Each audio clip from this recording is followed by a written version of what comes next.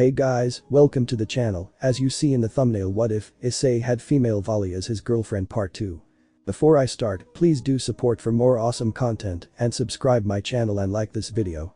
Go support and follow the Nefarious doctor for writing that awesome fanfic, and also make sure to comment on this story, link in the description.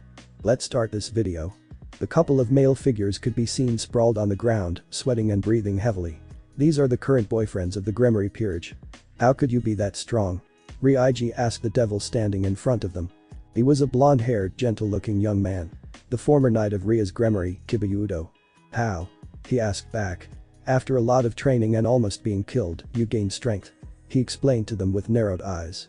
Thanks to the news about the disappearance of Ice, the girls took it terribly. Although they tried to be strong, they just couldn't focus on their tasks. Some even kept crying after they heard the news. Asia, Irini and surprisingly Akeno were the ones that kept crying. And even after his constant reminder that he was alive, they didn't look any better. Ria's was the same, she would stare blankly at space, and then tears would start to fall down from her eyes. Zenobia and Kaneko became overly explosive. They trained in a separate area of the field, but the increase in aura could be felt by everyone inside.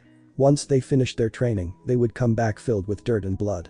The boys tried their best to help them since last night, but they got ignored. And since their training started, Kiba proposed to them that while the girls get better, he would be the one training them. He fulfilled his promise, and early in the morning he went to get them. After coming to the training field number 1, he proposed a little spar, all against him. The result was obvious, it wasn't even a warm-up. Kiba held back a sigh. You need to improve in a lot of things. You just forced me to use a decent sword from my sword birth, much less my balance breaker. The guys heard this and sighed heavily. Those words were the hard truth. He was just toying with them, they clearly noticed. How strong are you actually? Saoji asked with hidden anxiety. Kiba's swordsmanship was peerless, not a little scratch could be seen on him. Even when they worked together, they couldn't even make him break a sweat. I can confidently say that I can fight a top-tier ultimate class and win. After all, I have 2 sacred gears plus some other things. He roughly calculated his strength. With both of his gears plus all the demonic swords, he could fight a top-tier ultimate class and win hands down. Those words made them widen their eyes in shock. An ultimate class. Just what kind of existence was that? That's not something they could fight against. Not even a dream to oppose it. According to him, they were at much mid-tier mid-class, and that was at their best. No wonder you could defeat us so easily. Saoji was satisfied with his answer, but then Hijama asked. And when compared to Haidu-senpai? Kiba opened his eyes at the unexpected question, but he quickly smiled at the memory of his friend. Not even with all of my strength could I defeat him. He knew his friend was stronger than him, so he wasn't angry in saying those words. Is he that much of a monster? The 5 thought as they pictured the image of a certain brown-haired youth with his back turned at them. Any advice you can give us, Udo-kun? Ryudro asked him while trying to stand up. He nodded his head. Of course. Why would I have fought you if I didn't have any advice? Kiba made the normal, silver-looking sword in his hand disappear. First, you all need to improve with your sacred gears. They all had battle-oriented sacred gears. And according to the book about sacred gears they read last night, they were quite decent. Hijama-kun. He looked at the little boy. Your sacred gear specializes in the increase of your magic reserves. Train and practice with it. The more you use it, the more the increase in your reserves will be. He said to the little boy. You all do know the names of your sacred gears, right? Kiba wanted them to know at least that, it was the most basic thing after all. Yes. Yesterday, in the library of the house, they spent all of their time searching for their sacred gears. Fortunately they found them. Then, as a test, explain your sacred gear to me and its abilities. Kiba crossed his arms, he definitely could be an excellent teacher. I'll start. Hijama decided to be the first, getting only a nod from the rest as a response. Mine is named Tome of Magic. It summons a book that's capable of increasing the reserves of the user to rival that of a high-class devil.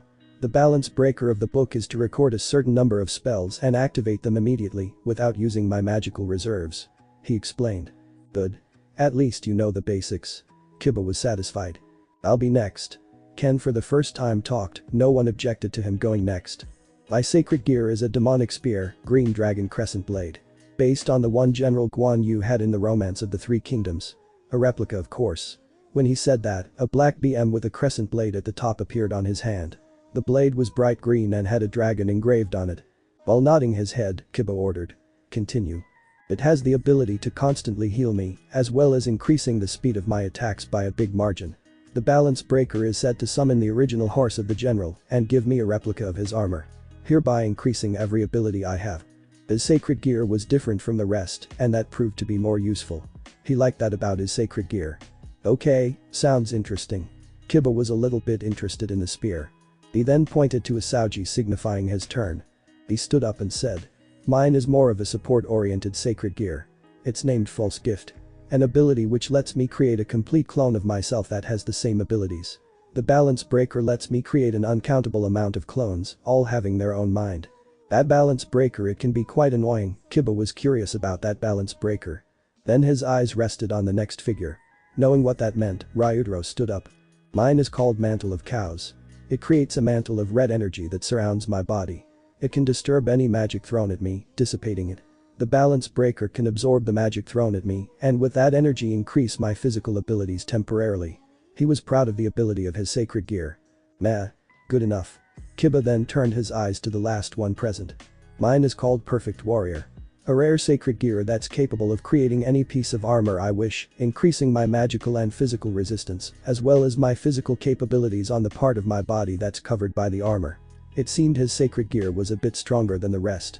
The balance breaker is capable of creating a full body armor alongside a weapon that has all the former abilities, but on a much higher scale. His sacred gear was the strongest of all of them, but compared to Kiba's, it was a tier below. Good. You all know of your sacred gears, the next part is to train with them and awaken the balance breaker. With that done you can become much stronger. Kiba explained to them while sounding serious, a small smile on his face. The rest nodded, they had a lot of things to do. Tsubaki was watching on the sidelines and was disappointed in the strength of the weaklings. They aren't even worthy to face Kiba and his balance breaker. Not only that, but their sacred gears are just a bunch of cheap knockoffs that could give a few low-tiered high-class warriors a run for their money, but when facing more powerful opponents, they screwed up big time. The former queen of Citri thought. "I still don't understand why Rias, Akeno, Kaneko, Irina, Zenobia, and Asia would betray Issei.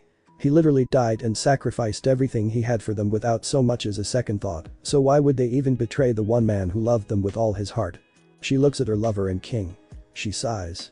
"I know Kiba probably blames himself for not being able to help Issei, but I know Issei and he wouldn't be mad at Kiba, but he would still consider him to be his brother like Gasper. That's the kind of person Issei is." "Yo. Kiba. How's everything going?" An average-looking man walked near him and greeted. He had a normal face and blonde hair with blue eyes. He had a casual and friendly attitude, but the aura he emanated was really dense, as if he was cursed by something monstrous. The five men took a step back, afraid of the presence he had. "Saji-kun." Kiba smiled sincerely. "It's been a while. Things have not been that good," Kiba said to him with a tired face. Seeing this, Saji wanted to ask more about it, but another figure appeared. The woman with piercing, cold and calculating violet eyes.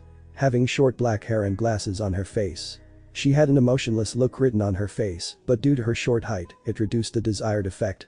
"Kiba-san, greetings." She bowed ever so slightly. "What do you mean by that?" the woman asked with piercing eyes. "Sona-sama," he held back a sigh. "It should be better for my master to explain things to you. Please, only bring the necessary people, she isn't well." Kiba bowed deeply to her and asked. The woman was surprised, but seeing the face the young man had she knew that something happened. "Very well." So she agreed. "Saji, come with me. We'll visit Rias," she ordered and the one mentioned only nodded his head. "Yes, Sona-sama," he answered with an almost military tone. "The rest please stay here. Help Kiba-kun with whatever he needs." The rest of her peerage nodded their heads and stayed, practically doing nothing. "Udo-kun, please ask them for anything in your training." She called back to him and started to walk to the exit, followed by her pawn. Reaching the elevator door, Saji asked her. "Sona-sama, what do you think happened?" Saji was intrigued, he saw how Kiba was down, but he seemed to hold it back. "I do not know. But by the look in his eyes, I can say that it's nothing good," she started to think, quickly trying to find an answer for the question, yet not a single idea came to her mind. Opening the door of the elevator she pushed the button labeled as 3, it wasn't her first time in the Haidu mansion. The journey ended really fast, soon the door opened, and a huge hallway was seen with a couple of doors at either side. Saji goes and finds the rest of Ria's team. "I'll go look for her." She walked out of the elevator. Saji nodded at her orders and left in the opposite direction. Sona went to the second door from the right and knocked. "Knock knock knock." "Rias? Are you there?" she asked, hoping for her friend to answer. Not hearing an answer she decided to enter. "I'm coming in." She turned the doorknob and walked inside. Her friend was standing near the window, looking outside. She could see how her eyes were red and the look in her eyes that appeared to be lost in thought. Riaz didn't notice her presence in her room, instead, she kept looking out the window. Riaz? What happened? Why are you like this? It seemed those words woke her up from her daydreaming. Sona? Why are you here? Riaz asked back, her voice sounded raspy as if she was sobbing not too long ago. I had some free time and came to talk with you, but it seems something happened. Sona fixed a position of her glasses and approached Riaz. She then sat on her bed and patted the other side. Sit. We need to talk. Those words sounded more like an order than a proposal. Riaz nodded her head and sat down at her side, her head hanging low. After some minutes neither of them talked, however, Sona asked. Ready to talk? She was worried over her friend. Nod. Riaz looked into her eyes. It's about ice. Those words made Sona widen her eyes. What exactly happened? She saw those eyes once before, when Ice was presumed dead. That moment was definitely the worst for the Gremory group.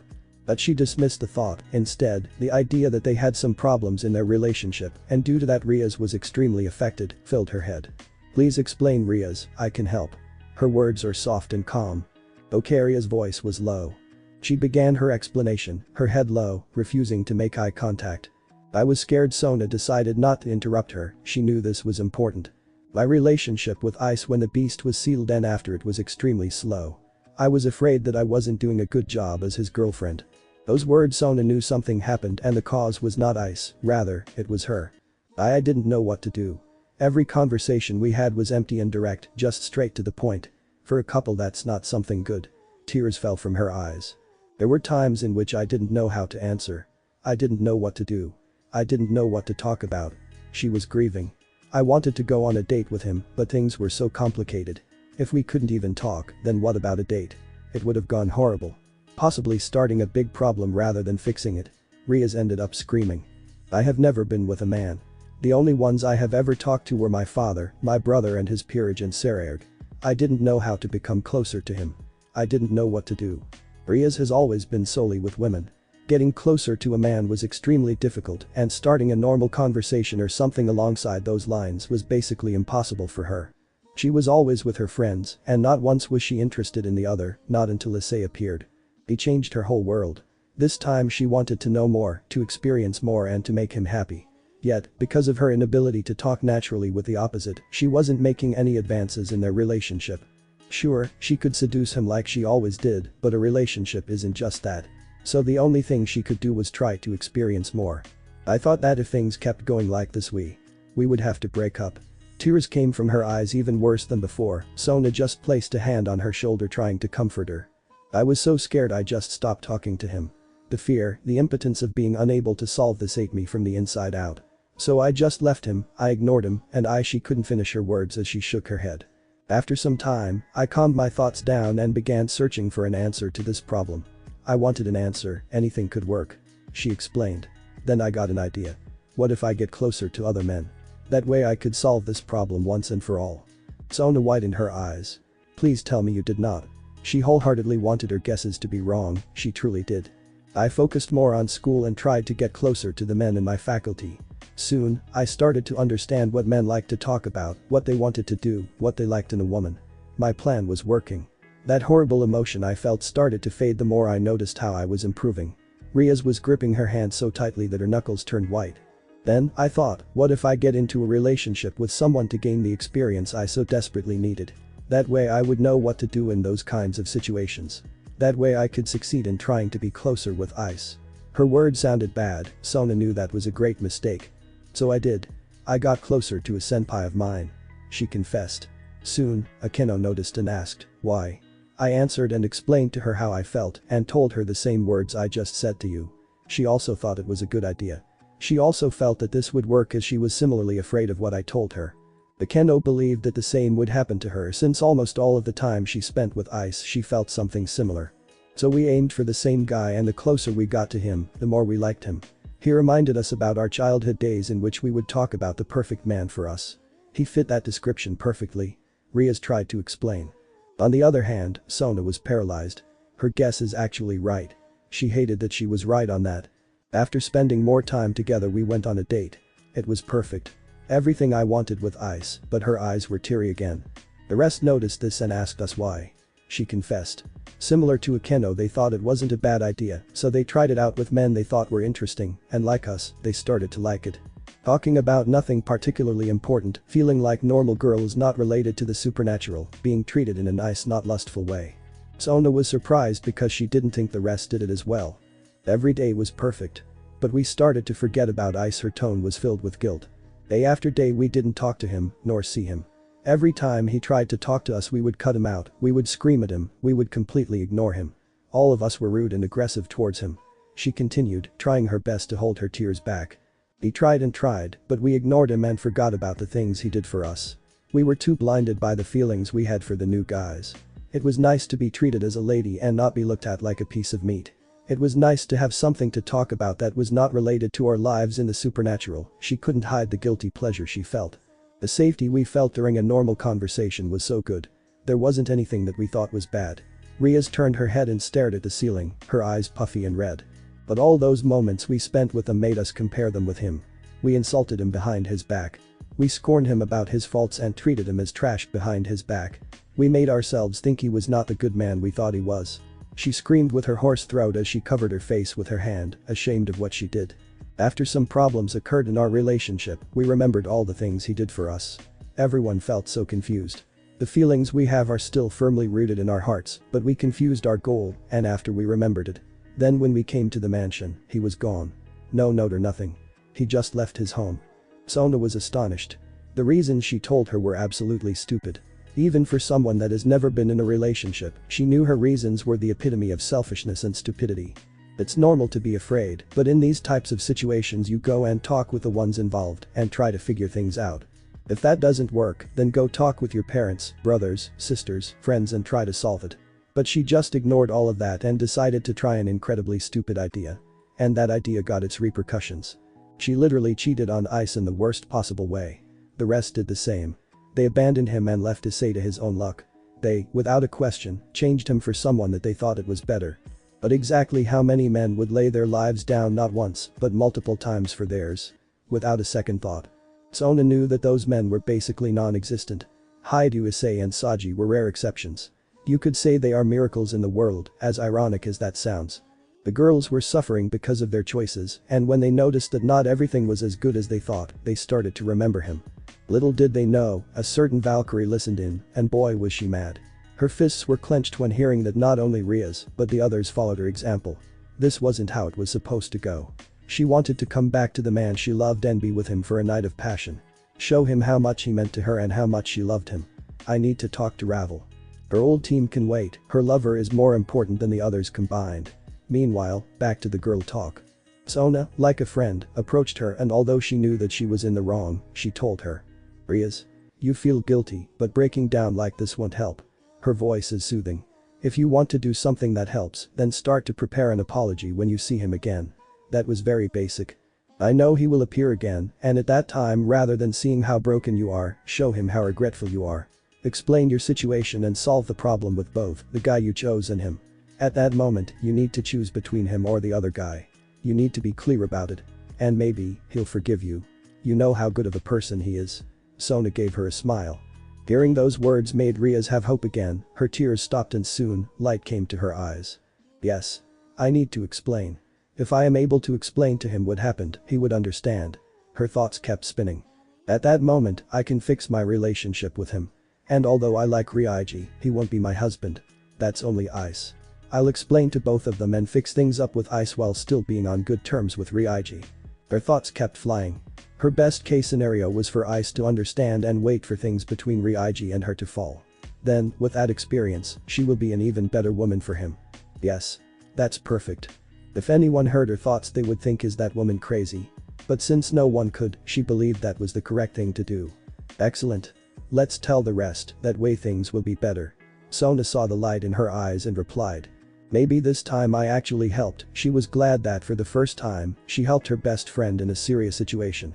But the man she's seeing is Rijai. I feel like I've heard of that name before. But where? They walked out the room and saw Saji standing near the door. It seemed that he did not find anyone. Sona-sama, I couldn't find anyone. He felt ashamed, but Saji still reported. Do not worry, things will be fixed. Later on, I'll explain everything. After her words they started to search for everyone. And after half an hour they found all of the females and gathered them back at Ice's room. The women were in pretty bad shape. Sona asked her pawn to go help Kiba so that they would get things done here on their own. Leaving only the female part of the Gremory peerage, both Riaz and Sona started to explain.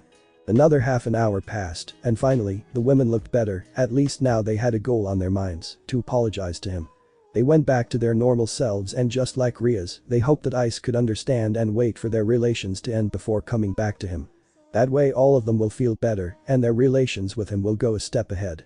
But they didn't know that something like that was no longer possible, not knowing that the next time they meet Ice, he would be an entirely different person. Riaz, what about the rest? Akeno asked, implying the rest of the women that loved Ice. Roswis will be back soon, after all, we need her to train for the games. Sona is extremely busy with school so she won't participate. At the mention of the Valkyrie they nodded. Hiroka is in Kyoto and will either participate in the team of Yasaka or Vali. I don't know about Lefei, but she should also participate as a part of Vali's team. She explained while placing a hand on her chin. Do you think we'll only meet them at the beginning of the tournament? Akeno asked back. I don't know, but I think it will be sooner. Riaz replied, she knew that they would meet sooner rather than later. Asper is still at the hospital, but he's informed about everything not damaging. It appears that soon enough Valerie will be able to leave that place and he will come back. The rest of her team was either doing an important mission or helping someone they cared about. She knew that they would come back soon. Almost all the things they had to do were already done. What about Afa-sama and Lilith-sama? Asia asked, not knowing what the pair of them were doing. According to brother, they told him and the rest that they had things to do in the gap since the battle was so destructive that it affected that place. Asia understood and nodded at the words of Riaz. So for now, we need to focus on training. We have to show a great result in the tournament. Yes. All of the present ones roared in excitement. Getting out of Ice's room they reached the elevator and went inside it. They pushed the button labeled with a -2 and after a couple of seconds, they reached the training field. The members of the Citri peerage could be seen sparring with the boys, well, only if they weren't losing so terribly. Hearing the sound of the door opening everyone stopped their sparring and looked over to them. Tiba saw how the girls had their spirit back, but something in their eyes made him uncomfortable, as if they planned something that was an extremely bad idea. We're back. Sorry about the last day, it just affected us too much that use is missing. The men nodded at Ria's words. The Citri peerage turned to look at their king, seeing in her eyes and I'll explain everything later they let the matter slide. From this moment on we will all train to improve to the extreme. Guys, you will be trained by some of us depending on your style, but not for too long. The rest of the time you can go to the library or train on your own and discover new things about your sacred gears. Hearing those words they understood, her peerage also needed to prepare themselves for the game. Since the mention of the game they were interested so yesterday they talked among themselves and reached a conclusion. Riaiji stood up and said. Since Haidu is missing we thought that maybe we can help you during the games. They knew Ice's worth of 8 pieces and they were only 5, so maybe that way they could help a little for all the things they had helped them at. Riaz and the rest were surprised, but his words were correct. Without Ice, a big hole was left on the team and although they couldn't fill it, they could help them in that aspect. I'll think about it. If you show great progress during the training and become stronger then, I'll let you participate. Those words were like music to their ears, they all had smiles on their faces and nodded their heads joyfully. Thank you. They said in unison. Riaz, I need to leave. The school won't administer for itself after all. All of us need to be there, so I bid you farewell. Sona dismissed herself and activated the magic circle, everyone in her peerage stood over it. Their faces held some confused looks mainly due to the talk that man just had with Riaz, but before they could ask a brief flash of light filled the room and blinded them momentarily. After that, Sona's peerage was gone. Well everyone, let's start the training. Her voice was like in the past, filled with dignity and strength, something all were quite fond of. Ice, I swear over my name that I'll apologize for the wrongs I did. And, in some way, compensate everything to you. She was resolute in her vow. She wanted to quickly find Ice and fix everything she and the rest had done wrong. Tiba and Tsubaki left to relax for the rest of the day. Since he didn't have a full peerage, they might not be fighting in the tournament, but they'll just have to wait and see. Phoenix Mansion. Ravel was in a workout uniform and was practicing her fire abilities with Riser's Rook and Queen. Shulin and Yubaluna were surprised when the Phoenix heiress asked them to help her with her fire powers and fighting skills. When they asked why, Ravel replied, even though I'm not in Issei's peerage, I still want to become stronger for him. To stand by his side. Ravel practiced her hand-to-hand combat with Shulin and learned more fire magic thanks to Ubeluna. Personally, she chose those two because she knew for a while now that the Rook and Queen are infatuated with Issei. Botham was the school nurse, Roygun Belfiger. One thing that was special about her was that she may look like a woman, but she's incredibly smart when it comes to sacred gears and knows how to get information from others. She definitely exceeds Asia in healing magic, and the nurse created a spell that helps restore strength and heals wounds. Ravel asked her to join the Phoenix Girl in her training so she could continue when things got tough. After the first day of her training, Ubeluna and Shulin wanted to see the Red Dragon Emperor and see if he would be willing to add them to his harem. Ravel was currently done with her training for the day and got some water. Shulin and Ubeluna joined her for a break. Ravel has become more confident in herself and is no longer that princess who couldn't fight in battle. Now she's a badass warrior princess. The portal appeared in the middle of the arena. Everyone was ready to fight but stopped when they saw that it was Roswis. The Valkyrie was not happy and marched to Ravel. "Alright, talk. Where's Issei?" Ravel was about to answer until Roswis projected an icy aura that scared Ubeluna and Shulin, but not the Phoenix and Nurse. "Don't lie to me and say you don't know. I know you personally make sure, as his manager, that you know where he is going. So I'll ask you again, where is he?" Ravel sighs and walks over to her normal dress and pulls out a letter. She showed it to them and said, "Issei informed me that he would be attending Tokyo University and staying at a place called the Izumo Inn. He said that the one who runs the inn that he's going to stay with is a client. A widow by the name of Miya-sama." Roswis reads the letter and hands it back. "Thank you. Now I know where to go." She prepares a portal until a hand holds her back. The Valkyrie turned to see Roygun with a passive look on her face. "We're coming with you. Whether you like it or not." Ravel nods as well as Shulin and Ubeluna. Roswis eyes and agrees. Ravel informed her mother that she would be taking the girls with her for a trip. After getting the okay, they went to Shintotito dorms. Aika Kiryu was called one of the most perverted females of Kuo Academy, but there was a reason why she was called a perverted woman. She's a half-breed. She's half human and half succubus. She had an interesting ability to measure a man's manhood, but what she wanted was a strong but kind man. One who'll make her happy but also give her a lot of fun. She tried dating the perverted duo Mitsuda and Motohama, but they didn't last for more than a few weeks. Issei was one that she wanted to try out, but a certain devil woman stopped her plans since she always took away Issei's time and energy. It seemed that they were treating him as a lapdog rather than a person, but for some reason after the Battle of Trihixa, the girls have been acting distant and rude to him. Aika knew that Issei was going to Tokyo University, so she applied to the same college in hopes of being with him. And her plan worked for the most part. She learned on her first night about a group of supernatural women called Sekirei, and that Issei was different and in a good way. The reason she knew about them was because of a woman she met by the name of Yum. She seemed like an angel at first, but seeing her power scared the succubus a bit until Yum told her that she was hoping to meet her Ashikabi one day and knew he was nearby. Aika tailed Issei and didn't want him to recognize her at first, so she went for a different style of hair to cover herself. She had straightened her hair, making it long and wavy, and she was no longer wearing any glasses. Her face was smooth as a jade. And it worked, as he didn't realize that it was actually her but in disguise. All in all, the succubus knew that Issei was different and now on his way to being a king. Now all she needed to do was tell him it was really her from school. Easy peasy, right? MBI.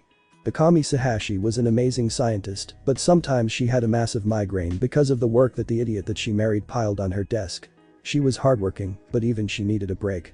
Right now, they are doing an experiment with Sekirei and Jinki. They learned that Yum was able to combine with Musubi because of their Tama being compatible with each other. Yum was originally an elemental user, but trained in hand-to-hand combat. Now that she combined with Musubi, the fist-type user's power was given to Yum. She did have a bit of Musubi's airhead and her innocence, but she was still a smart and capable fighter that Karasuba had the pleasure of fighting. Now they're trying out other Sekirei that would be compatible with each other, such as Benitsubasa and Heihain, Ichiya and Toyotama, and Kusano and Shiina. They were a bit curious but worried about the last one since Kusano was still a child and Shiina was the Sekirei of death. There was another matter to attend to, and that was Pandora, the chaotic karma Sekirei. Her power is basically a kind of probability manipulation, causing extreme fluctuations of both good and bad luck, both of which are indiscriminate. She has trouble with her emotions, and that's what causes her power to go berserk.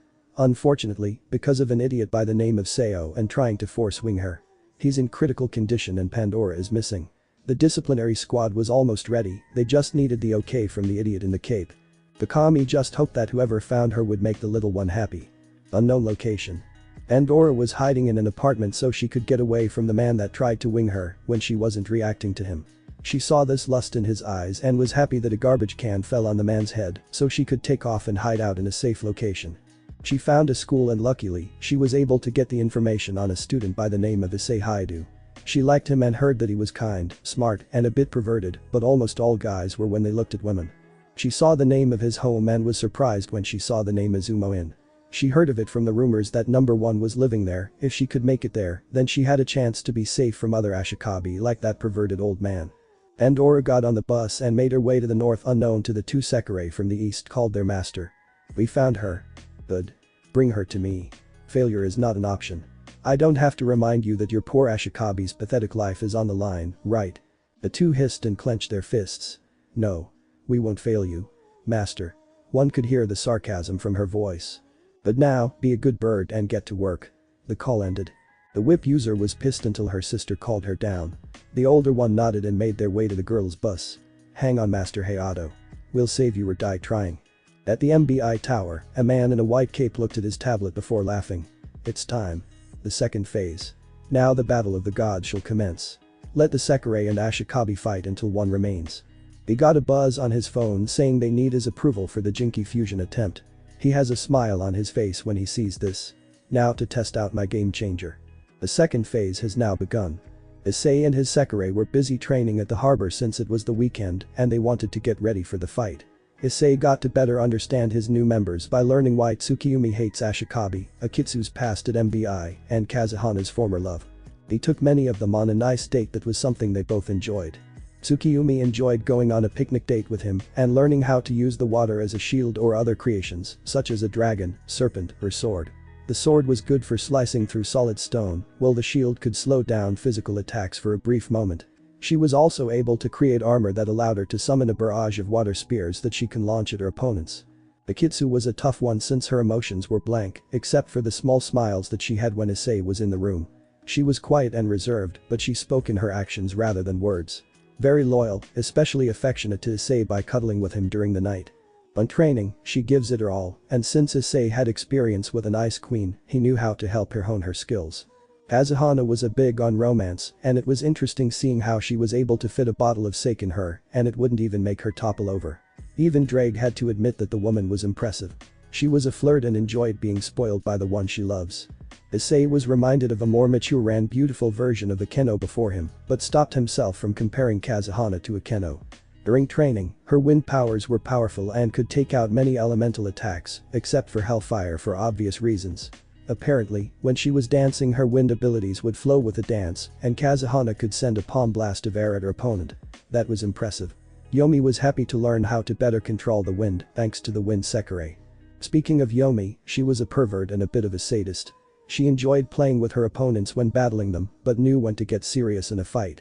Mia has trouble with the side warrior because of how she would put Issei in a corner and tried to go further, but a chop to the neck managed to stop her or a ladle to the face. Issei knew that he would have to take her for some alone time so she could get it out of her system.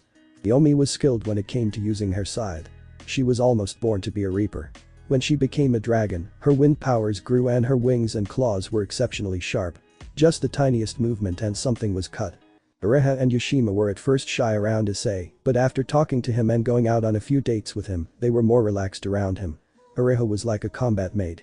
Formal and has excellent manners when it comes to serving her master. She seems to enjoy calling him master and serving him as a maid, even though Issei said she could call him by his name. When Ureha fought she could only use her chakras, but now she can use her telekinesis to control other weapons. She even took Mia's sword much to their amusement and Mia's shock. Yoshima was happy to be with a kind master and worked on strengthening her body so she could use her powers better than before. Her hammer was the only way for her to use her gravity powers, but now she can manipulate the weight of a person or an object that's up to 1,000 meters away from her. Yahin and Kacho were very loyal to Issei. Yahin enjoyed going into his shadow and learning what he went through.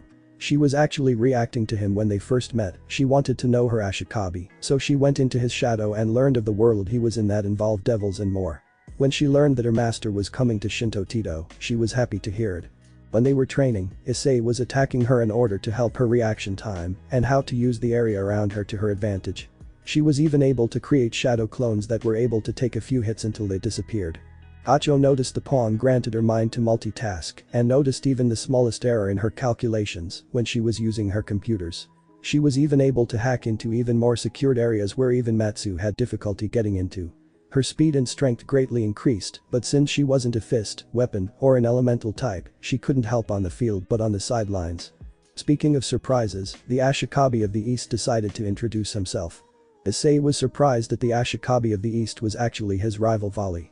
Vali told Issei that he was told by Surziches and Azazel that there was an interesting species that they had never seen before. He wanted to investigate it, and that's when he found Hibiki and Hikari, the Raiden duo. He took them back to his temporary home and got them something to eat, unknown to the reaction that the two felt from Vali's kindness and power. It was much stronger than Seo's. Vali asked what was wrong with them, and the two explained that a Sekirei reacts when their soul resonates with another soul that's their destined one. Vali did like the girls even knowing them for a little while. His dragon instincts were telling him to mark them right then, so he grabbed the girls and ate them. Their wings were bright and lightning came from them. It was then that there were other Sekirei that reacted to his power and came to the east to escape the clutches of the south and west.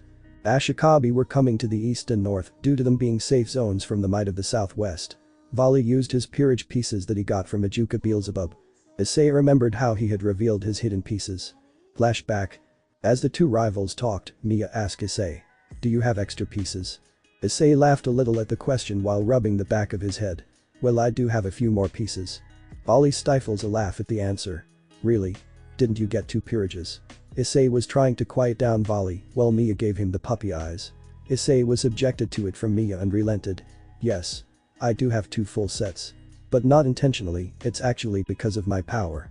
You see, when Vali and I were getting our pieces from Ajuka, our powers created more than the original 15 pieces." He reached into his personal portal and brought out a box. He opened it to reveal the second set. "I wanted to reveal it a bit later after doing some training, but guess the cat's out of the bag." Hibiki asked Vali. "How many extra pieces did you get?" Vali responded. "An extra knight, bishop, rook, and queen. I already used my 2 queens when reincarnating you and Hikari. As for the other pieces, I don't know who to put down for them." Acho asked them both. "If you have more than 15 pieces, how are you supposed to enter the tournament?" Issei answered that question.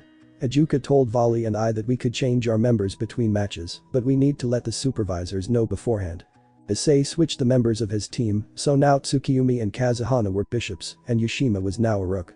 Tsukiyumi and Kazuhana's powers didn't decrease thanks to their training, and Yushima was still able to properly control the gravity powers she had mastered, thanks to training. Vali kept his pieces as is until he got a few more Sekirei.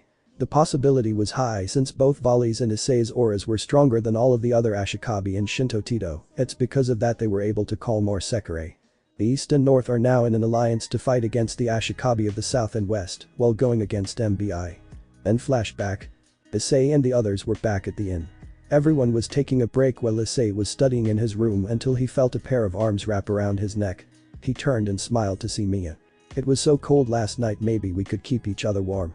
Mia had gotten a lot more flirtatious with Issei when they were alone in his room. Issei liked this side of her and went back. "I wouldn't mind keeping each other warm." They leaned in close to. Knock. Knock. Knock. They both sighed until Issei edged her neck, which sent shivers down her spine. "Don't worry. Tonight, I'll surely warm you up." He picked her ear, and Mia blushed and stifled it from escaping her. Mia smiles and leaves, while swaying her to make him excited. "Man, I love that woman." Issei went to the door and opened it to reveal 4 figures. The first wore the female version of the disciplinary squad, a tight black leather top, a miniskirt and stockings over the shoulders, wearing a grey haori with the Sekirei crest printed on it. She has long light grey hair tied in a ponytail and grey narrow eyes. She is usually seen with bags under her eyes, giving her an exhausted look. The second was wearing the uniform of the disciplinary squad, a tight black leather top, a pair of black gloves, a miniskirt and stockings. Over the shoulders wearing a grey cape with the Sekirei crest printed on it. Her fighting gloves have the numbers 08 on it, showing her number. Her assets were almost the same size as Kazuhana's, but close to Mia.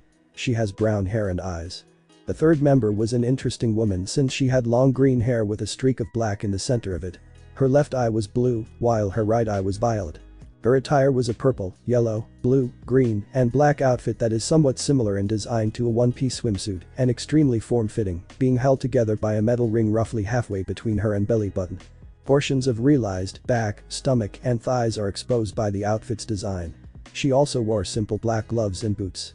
She definitely had the experience of a fist the user, but the staff on her back makes him think she's a weapon type user. The last one was another person with a strange combination. She wore a kimono-like shirt with one sleeve missing and pink hair and a side ponytail with 2 daisy C. Her body is very athletic, toned, but not overly muscular. Her assets were around that of a D cup, a studded black choker, and black thigh-high boots. Her hands and arms are covered from fingertip to elbow by a pair of wickedly sharp barbed metal gauntlets, which vary in color depending on the section, largely being silver, gray, and black. Her side ponytail had a few streaks of silver in the pink hair, giving her an exotic look as well. Issei looked at the four and asked, "Hello and welcome to the Izumo Inn. Can I help you?" The woman with an adachi on her side gave him a little bow. "Forgive us for intruding, but do you know if Issei Haidu lives here? May I ask why you wish to speak with him?" It's about a game that involves a flock of birds and an interesting wagtail that happens to enter the north. May we come in? Issei looked at them and mentally told Miya to hide Matsu. "Well, you're in luck. I'm him. Please come in. Would you all like some tea?" The brown-haired one answered. "Some tea would be nice." The others nodded with her. They went to the living room and sat at the table while Lariha brought out a tray with a teapot and cups, granted she was shaking a bit because of the black sekirei near her master. Issei saw this and sent his aura to her in order to calm her down. It worked to a degree since she had a calm look and the tray didn't shake as much. Lariha places the tray on the table and pours them all a cup until she gets up and walks out of the room. After depositing the tray, she heads to Kacho and Matsu's tech room where a hidden camera reveals the meeting between the five. Issei drank his tea and thoroughly enjoyed it. He placed it down and then wiped his mouth. After placing his napkin down, he asked the silver-haired woman, "Why is the disciplinary squad here at the Izumo Inn? And what do you mean by an interesting wagtail?" The brown-haired woman calmed him down. "We mean you and your sekirei no harm. We're here because of the unknown sekirei number 100, Pandora the chaotic karma sekirei. Her power is basically a form of probability manipulation, causing extreme fluctuations of both good and bad luck, both of which are indiscriminate." Issei was surprised by this new sekirei that entered the north. "Do you have a clue as to what she looks like? Also, if you knew about this lost bird, why hasn't MBI done anything to help her?" Karasuba took over. "Fear. MBI, the idiot in the cape, even Takami Sahashi are afraid of the Ashikabi of the east and north. There's another reason why we're here." Issei quickly stood up and brought out Ascalon to block a sword coming near his neck. Karasuba appeared beside him and smirked. "Good reflexes. I really want to fight you now, but I'm afraid business comes before pleasure." She put her Nadachi away and sat back down against the brown-haired one before taking a sip of her tea. Issei was impressed with her speed and maneuverability. "So this is the legendary black sekirei. Interesting." The pink-haired one had a blush on her face before looking away from Issei. The green-haired one also enjoyed looking at Issei and didn't hesitate to look at his features. The brown-haired one coughed into her hand. "Apologies about Karasuba, she is actually reacting to you and wishes to fight you, but before we get into that, I believe you're already aware of the second phase beginning. There are only less than half of the sekirei remaining. 49 to be exact, but I believe they will be winged or terminated soon enough. Anyway, you may not know this, but the disciplinary squad actually doesn't have an Ashikabi. Minaka tried to give us one, but Karasuba didn't like him and killed him. It's true. Which is why we were wondering who would be our Ashikabi until we sensed you. The 6 of us are reacting to your soul, so we would like to ask you if you would make us your sekirei." Issei had a thoughtful look on his face, but was actually talking to his queen. "What are your thoughts? I can't believe I'm saying this, but maybe it's a good idea to wing them including." Issei knew Miya would rather eat glass than say wing Karasuba, so he told her he got the message. Issei looked at the 2 exotic girls and said, "You can defuse if you want to." They breathed a sigh of relief and a bright light shined in the house. When it faded, there were 4 girls who definitely matched the subscription that matched the file Kacho gave him on the disciplinary squad sekirei. Then Tsubasa jumped onto Issei and pinned him to the floor. "You're much more handsome than Natsuo, but please don't use me like I'm just some tool. I know I don't have a large like the others, but please." Issei edged her and bright red wings ignited from her back. Tsubasa has a happy and shocked look on her face. Happy that she was winged and shocked that he accepted her so quickly despite having met her for only a short while ago. Issei pulled away and hugged her. "It doesn't matter whether you have a model's body or not, I love you for who you are in here. Your heart. You're a spitfire and a tough girl, but I know you really want to fall in love with a man who will return your feelings and respect you as a partner." Tsubasa cries tears of joy and hugs him. Issei let her cry and gently rubbed her head while hugging her. Heihain and Yum were happy that the hot-headed Crimson Sekirei was now happy that she found her destined one. Toyotama and Ichiya were actually reacting to Higa Izumi earlier in the game, but when they realized he didn't care about Sekirei and thought of them as disposable pieces, then the feeling they had shattered like glass. But now seeing an Ashikabi who has many but made time for each of them, made their hearts and souls burn hotter than the sun itself. So when Benitsubasa got off of Issei, Toyotama and Ichiya fed him with passion and love. Their wings mixed together when they appeared on their backs. Heihain shoves Ichiya away and at him with bright blue wings coming from her back. Yum and Karasuba were feeling his power grow from the winging. Yum walked over to Issei and fed him with bright white wings appearing on her back. Issei gave her a bit longer, and his left hand moved to the bottom and gave it a good squeeze. Yum met as she liked the feeling and pulled him closer as if to fuse with him. Karasuba liked the show and gave the Sekirei of love a smack on her bottom. Ah. Yum turns to Karasuba and tries to punch her, but Karasuba leaps away and laughs at her reaction. Issei holds Yum back and calms her down. Mia went out to the living room to sit next to Issei, who let Yum go after she calmed down and had her ladle out. Issei was about to ask why she brought it out until Mia shushed him with a finger and threw her ladle at an angle. It spun to the outside of the inn and then a thwack was heard. A girl fell outside onto the porch with her head on the floor. The ladle returns to Mia and she giggles at the poor girl until Issei goes to the intruder and pulls her in. She has heterochromia eyes, her right eye red and left eye blue. Her hair is black with golden highlights. Her figure is a rather buxom one for her age, since she looked like she was around Ravel's age. Issei gave her an ice pack to help her head. "You're Pandora, aren't you?" She nodded. "I'm sorry but I was trying to get here safely until I was attacked by 2 Sekirei that were from the south. I'm not a fighter so I had no other choice to run, but then the Ashikabi of the east and his new Sekirei saved me. After saving me, they told me if I wanted a safe place to stay, then I should head to the Izumo Inn. And well here I am." She stuck out her tongue when she finished this. Issei and the others were surprised by the story until Issei's phone went off. He opens it to see a pic of Vali with a few new Sekirei. The message was beneath it. "They just lost their Ashikabi thanks to that bastard Higa. Before they died, I poured Albion's power into them so they could function a bit longer. The twins, Himeko, and a few others were reacting to me and according to them, they weren't really reacting to the brat or their other Ashikabis, since some were force-winged. I hated that so now I got a few more members of the team. Check it out. King. Vali Lucifer. Queen X2. Hibiki and Hikari. Knight. Himeko. Knight. Ikki. Knight. Kei. Bishop. Taki. Bishop. Matsu. Bishop. Tamari. Rook. Ashino. Rook. Kuju. Rook. Nimiji. Pawn. Yuna. Pawn. Hattie. Pawn. Chio. Pawn. Katsuragi. Pawn. Kuno. Pawn. Natsu. Pawn. Mitsuha. Pawn. Mitsuki.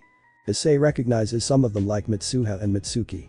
The whip users, Himeko, the double blade wielder, the trio of whip and ribbon users. Ashino, Kuju, and Kei, and finally the Warfan Sekirei Tamari. He whistles at the list. Wow, Vali got himself a balanced team. Now the tournament looks even more exciting. The Sekirei looked at the list, and those who enjoy battling strong opponents were excited. Issei was so focused on the others he didn't notice Pandora bringing his face to her and at him. Her wings were a mixture of red, blue, black and gold. Her body was glowing like a rainbow. She stopped glowing and she looked at Issei. Her hands were together as if saying a prayer.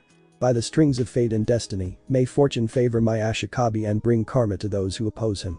Issei took out his pieces and explained them to his team. The girls were excited at the idea of joining their master's peerage. Karasuba on the other hand wanted to spar with him first before joining him to see if he's as strong as he says. Mia led them to the backyard where it was expanded to allow them to have their fun.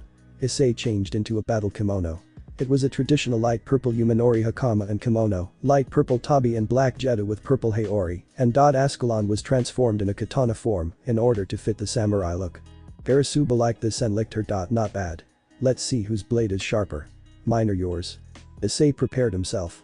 Show me why you're afraid. Bring forth your true strength, but before we begin it's only right that 2 swordsmen exchange pleasantries. It's something I picked up from training with Mia and other swordsmen. Karasuba raised an eyebrow but complied. Sekirei number 4, Karasuba. The black Sekirei. Issei nodded and raised his sword. Issei Haidu. The Red Dragon Emperor and the Crimson King. Prepare yourself Karasuba. They looked at each other and the wind blew around them. The ones on the sidelines saw that this wasn't an ordinary fight, but a clash of 2 swordsmen. No words are spoken until a cherry blossom petal falls and lands on the ground. They disappeared and clashed blades. Karasuba and Issei have an excited look as they continue the deadlock until Issei pushes her back and swings at her head. only for her to raise her sword to block it. Impressive form. Number 1 trained you well. Thank you, but she has a name. It's Mia. He knees her in the stomach and sends her back. She stabs the ground and spits some blood out of her. She sees this and has an excited look in her eyes. Now this is gonna be fun. Karasuba rushes in and strikes with more power in her swing as Issei blocks her, and the two continue to fight. Each of them were able to make a few cuts on each other, but nothing life-threatening. Issei and Karasuba were having the time of their life. Two strong warriors clashing until one falls. Karasuba lifted her sword and got into a stance that seemed familiar to Issei for some reason. She raised her sword and released her power in her body. The sword became black as night and she began to speak a chant. All the spirits scattered throughout the world. She began to dash to Issei, her sword pointed at Issei, while he prepared for his sword technique. He raised his sword and closed his eyes. Showing the last appearance of movement, turn aside the enemy's edge. Mia's eyes widened as she recognized the attack. That move is. Issei opened his eyes and released his technique. His sword was crimson like blood. Karasuba's sword continued to darken as she continued her path. Secret technique turning swallow strike. Then Muhu. Their swords clashed and they appeared on the opposite ends of the arena. Their swords were in the attack form until Issei wobbled a bit and a little blood spilled from the wound on his dot. Smiled as he put his sword away. Welcome to the team Karasuba. Karasuba smirks as she walks to Issei and at him. Black wings erupted from her back and a night piece went into her. By the blade of my pledge, I shall cut down all who dare oppose my Ashikabi. Issei smiles as Karasuba faints in his arms. He looked at them and carried her into the house to the futon that he asked Areha earlier to lay out for the injured one. He placed her down and put her sword next to her. He then bowed his head in honor to the warrior. You are truly an exceptional warrior. I'm proud to have you, my lovely black dragon. Karasuba unconsciously has a smile on her face.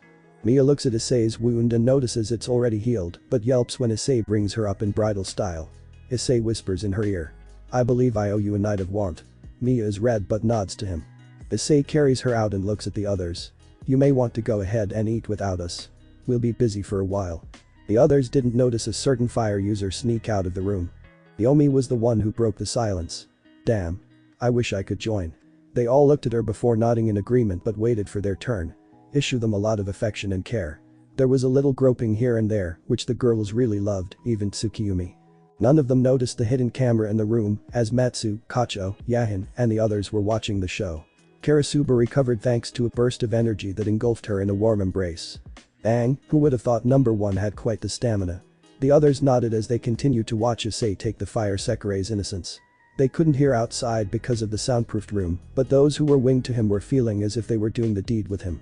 Yum was panting like she just had the biggest orgasm ever in her life. Karasuba saw this and decided to release her pent-up frustration. She grabbed Yum and took her to another room. The girls blushed at what would happen to the poor Sekirei of love. Hacho spoke for all of them when she said, I feel sorry for her and pray that she lives through the night. The others nodded with her. Issei had finished with Kagari and slept with his arms wrapped around his girls. I'll protect them. No matter what. Ravel and her group met up with Kiryu and watched from her apartment Issei doing the deed. Needless to say, Ravel, Yubaluna, Rossweiss, and Shulin fainted from the blood loss. While Roygun and Kiryu were wearing 3D glasses as they watched the show. Kiryu has a grin on her face and smiles. He's a real man. No, a dragon. Roygun nodded as they continued to watch the show. In Shinto Tito, it was a night of passion and love. It was a summer evening in Kuo City, the sun was setting, and the couples were happy as they enjoyed the evening talking about their date or events at school. Everyone was truly happy. Well, almost everyone. There was a sad, lonely soul who was in the park. Her name was Akeno Himejima. She decided to take a walk to clear her head. Over the past few Ryoji was getting better at using his clones, but Akeno could tell that he wanted to get stronger to prove that Issei was weak. Ryoji believed that Issei was still weak and that he couldn't actually do any of the stuff he was able to accomplish without the Longinus. It made Akeno a bit mad when she heard him bashing him and making him seem weaker. To be honest, Issei was stronger than any of them. Stronger than her, Rias, Kaneko, Kiba, Gasper, Zenobia, even Irina, and it's not just because of the Longinus he was able to do his accomplishments. It's because he did things that no one else expected him to do. He blew expectations away when he first defeated Riser in battle.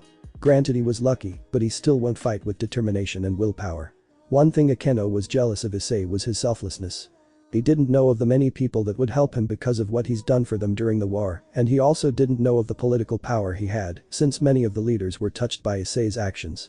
She thanked Issei for his kindness and compassion since she told him of her mother's death. Akeno has had problems with her heritage which led to her fallout with Barakiel, her father. When Rainer killed Ice, she left a scar on his heart and made him dislike fallen angels. He told her he didn't like fallen angels, but he still likes Akeno because Akeno is still Akeno. Later, he became the reason Akeno and Barakiel reconciled and started talking again. Eventually, she depended on him as her emotional support, something to help her get on her feet when she was losing her strength or felt like giving up.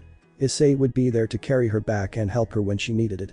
She had been walking for so long, she didn't notice a tree root was sticking out of the ground. Ah. Oof.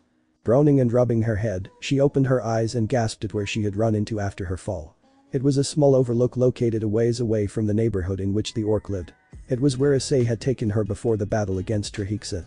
It was where they promised their futures with each other. The memory was as clear as day to her. Flashback. Issei-kun. Akeno looked at Issei curiously as he took her hand and led her down the road. Issei had a happy grin on his face as he led her up the road, climbing up the hill. Huh? Oh, Akeno-san, don't worry. You're going to love this place. I showed it to Riaz a while back on our second date and we come here frequently when we go alone, Issei said, grinning.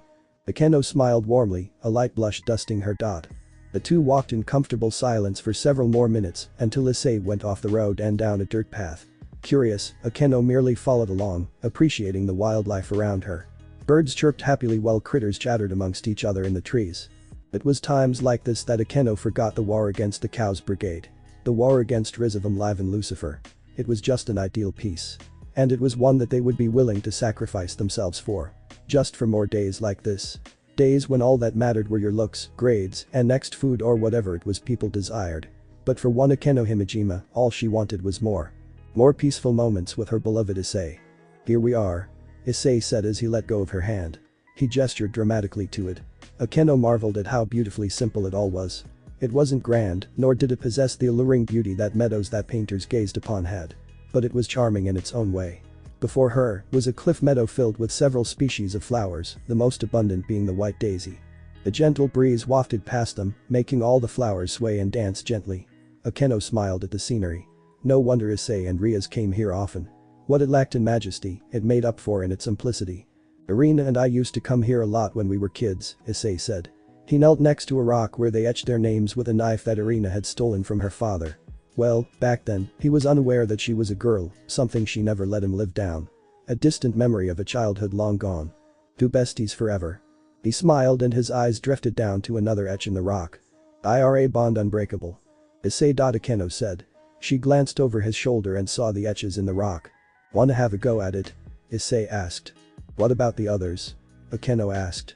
I'll take them up one by one but for now, wanna carve our names? Issei asked, handing her a small knife. Adding more girls to your little official harem tally? Akeno asked teasingly as she knelt next to him. That's right. This rock shall be proof that I, Issei Haidu, have gone to where no man has gone before. This rock shall prove that I have become a harem king. Issei boosted. Akeno giggled at Issei's small speech. Let's start, but mine will be different from theirs. Akeno said, positioning the blade of the knife on the rock. Akeno smiled as a tear rolled down her cheek. Her fingers traced over the etch that she and Issei had created on the rock in front of her. Ordained by heaven and hell themselves. May they be forever entwined and have a bond. Greater than any before them and after them. Issei and his beautiful fallen Akeno. She laughed as she read what she wrote. A bond greater than before. That's what I wrote, so why? Why did I do it? Why did I cheat on him? I asked myself that same question, and unfortunately I learned that lesson the hard way. Akeno turned to see Irina with a sorrowful look on her face. Akeno wondered as to what made the girl have such a sad look. Irina, what's wrong? Irina didn't answer her and walked next to the stone. I remember when Issei and I etched our names into the stone. I thought this meant I would be with him forever, but it seems my own stupidity was the cause and reason I'll never be with him again. Akeno didn't understand but just kept listening. Irina sighed. Look at this. Her wings appeared and Akeno gasped and covered her mouth with her hands. Why, you're a fallen. Irina's wings were black as night and her halo was broken. She sniffed a bit and cried as she responded. Sadly, yes. I didn't even realize my wings had turned black until yesterday. Ryudro doesn't know in case you're wondering. Akeno hugged her and asked. What happened? Irina wipes away her tears and responds. It happened just last night when I went out for a late night walk thinking about the game that's to come. Flashback. Irina was walking down the sidewalk as she thought about the upcoming ratings game that was coming up. Ryudro is getting better at using his sacred gear. It's good for fighting enemies who are only magic-based users like bishops and most queens, but he has to work on his physical strength in order to strengthen his abilities. She was so lost in thought she didn't notice that someone was following her and reading her thoughts. Gabriel was watching the girl from afar by orders from her brother. Michael sensed something had changed in Irina and sent his sister to find out what was the problem. Gabriel truly cared for Issei and remembered hearing and being taught what the emotion called love was. For the longest time, Gabriel felt that strange emotion inside of her heart. She thought of Issei and the great things about him. When she had asked her brother what this emotion was, his answer was a simple and confusing one. Gabriel, that feeling you have is called love. It's something that even we angels have. You deserve to fall in love and find out if the one who took your heart is the right one for you.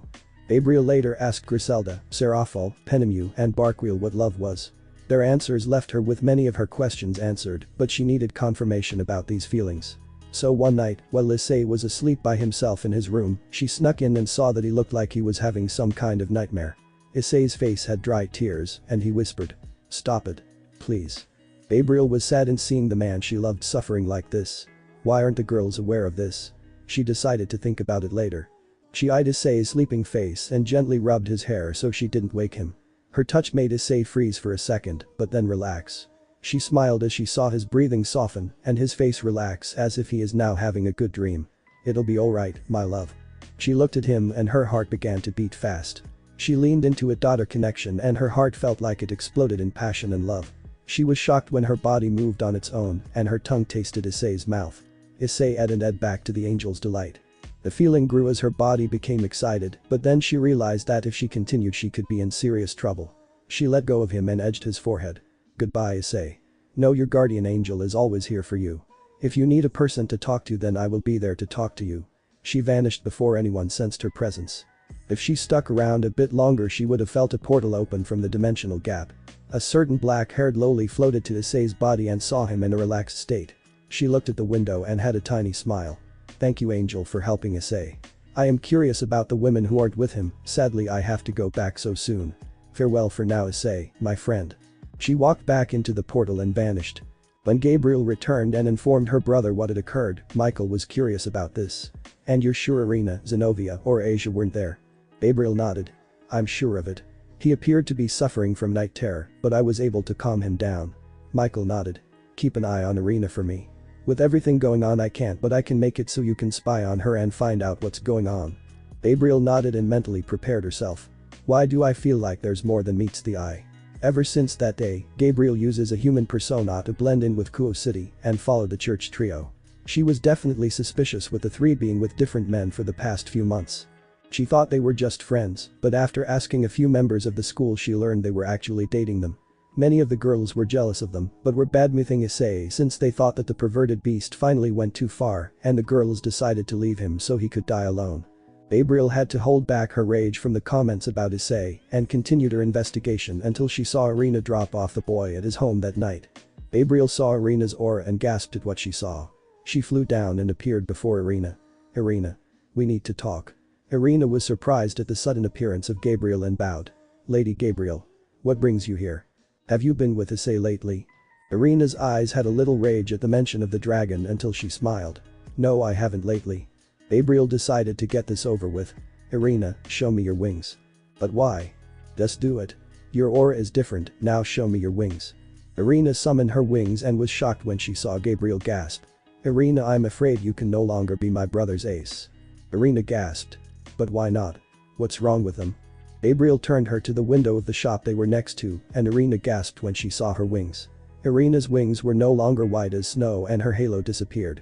Tears began to form in her eyes. Irina turned to Gabriel who sadly shook her head. "I'm disappointed in you, Irina. I truly thought you would never fall and break your promise to your father, mother and Michael. Especially to Issei, the man you proclaimed so much that you loved him." She held out her hand and the ace card flew out of Irina. Irina still had her fallen wings as she cried seeing the card leave her body. "Irina Shidu. As of this moment, you're no longer the ace of Michael. I am sorry, but for the rest of your life you are now fallen. I am disappointed in you, my child. Farewell." Gabriel vanished leaving Irina alone and crying. Then flashback. Akeno was surprised as she listened to the former angel's story. Irina looked at Akeno and sighed. So now you know. I'm no longer an angel. I've fallen. Akeno hugged Irina and asked. Are you planning on telling your parents? They will wonder, especially your father. Irina sighs. I haven't figured out what my next move is, but I do know that this is something I have to live with for the rest of my life. And maybe this is my form of punishment for betraying the man who saved me multiple times, who turned my existence upside down. The same man who was my friend and promised that I would never betray him. I'm truly worse than that fallen who killed Issei. She cried in her pools, and Akeno couldn't do anything but hug the saddened girl and rub her back with her hands. Akeno looked back in the night sky. Issei. I truly am like Rainer. I stomped on your feelings and didn't even bother trying to understand what you were going through. Forgive this foolish and selfish woman for her stupidity, just please come back. That was a night of sorrow and regret.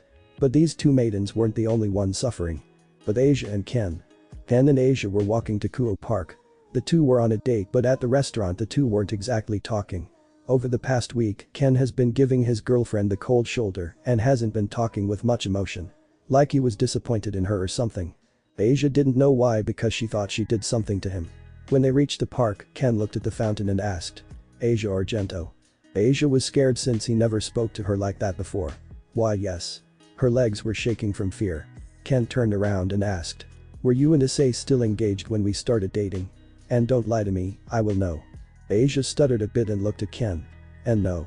Ken turned around and looked into her eyes and then sighed. He rubbed his hand in his hair and shook his head. I should have known you would say that. Asia, we can't be together anymore.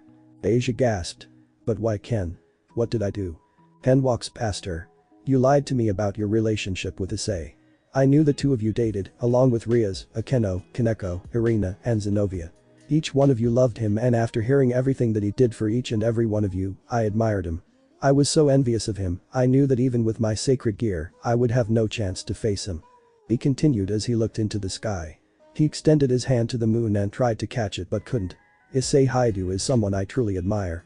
A human child who had no affinity for magic, a descendant who knew of the supernatural, wasn't a part of an ancient legend or prophecy, or even had any knowledge of this moonlit world, was able to do much more than even some of the most powerful beings in this world. I guess it's because he did things differently than they did. He didn't care about what people said about him. He was called childish, naive, spineless, weak, perverted, and pathetic, but he didn't care about what others called him. He still pushed his body past his limits. Even when it seemed like it was all over for him, he still stood tall and continued to fight and never gave in no matter what. I remember some of my classmates called him the incarnation of lust, but I believe he truly is the incarnation of wrath. He is a dragon that will never falter nor fall. He says what he wants to say and will do what he wants, but he will always live by his own accord.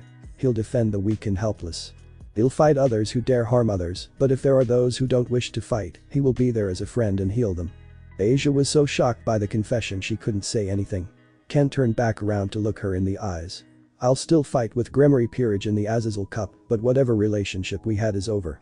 I can't be with a woman who would dare betray the one man and said right to his face that she loved with all her heart. Farewell Asia Argento. Asia didn't do anything but watched Ken leave her in the park to hear Ken's thoughts. Asia thought back to her time in Kuo City. As she remembered all of the time she spent with Issei. How much he cared for her and spoiled her. How much he loved her. He even went into Juggernaut Drive because she was too weak and was angered at the thought of her death. Asia felt water touch her cheek, and when she felt it she was surprised. These are tears. She cried her heart out as the pain of no longer being with the man she truly loved. Her heart cried to her soul to go back with Issei and be with him, but her mind kept telling her that she could learn from experience with Ken, but it seems it didn't work the way she intended it. You truly deserve to shed tears. Pathetic girl, and you say I'm a monster. Asia gasped at the voice as she turned to see no one. Who are you? Answer me. I am a bishop of the Gremory household, so tell me who you are and where you are. Who am I? I am another possessor of the Twilight Healing, but it was for a short time. Don't you remember me killing you in front of the man we both loved? I realized my own foolishness when I kept watching from inside of you. I don't understand. The only other person who used my power was. But that's impossible. You're dead. The voice started to laugh. Asia heard laughter until she realized. Wait, the one who's laughing. Asia's body was laughing and her eyes were shadowed. Is it me? Her head was lifted up. Asia's right eye turned purple and a wicked smile formed on her face. It's been a while since I had a body of my own. Asia was scared. Tell me who you are and why you are doing this. Please give me back my body. Asia's body laughed. You really don't recognize my voice. Well, then again, it has been a while since we've seen each other, so perhaps this name will ring a bell. Fallen angel, Rainer. Surely you remember me? Asia's left eye widened. But how? The right eye had a calm look. That simple.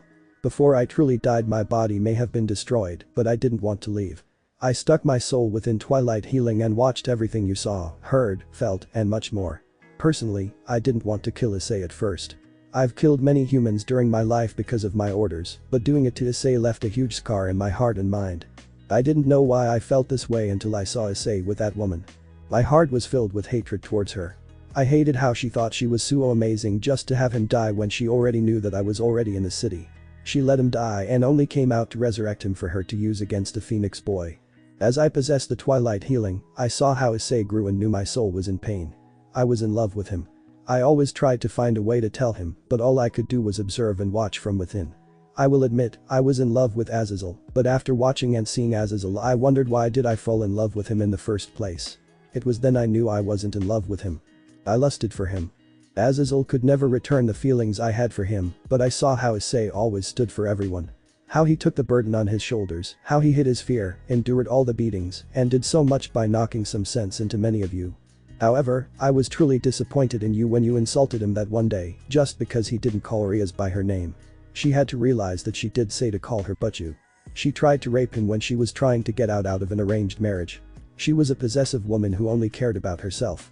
After the Battle of Trihixa, I saw you cheat on the man that proposed to you. You went behind his back, lied to the boy you were dating, brutally insulted Issei, abandoned him when he lost his way, then when you realized your mistake, you went on to believe that you and Issei could be together after breaking him in the worst way. And because of those reasons, I could never allow you to harm his heart. I'll be taking over and showing you why I'm much better than you. And perhaps, I can kill two birds with one stone.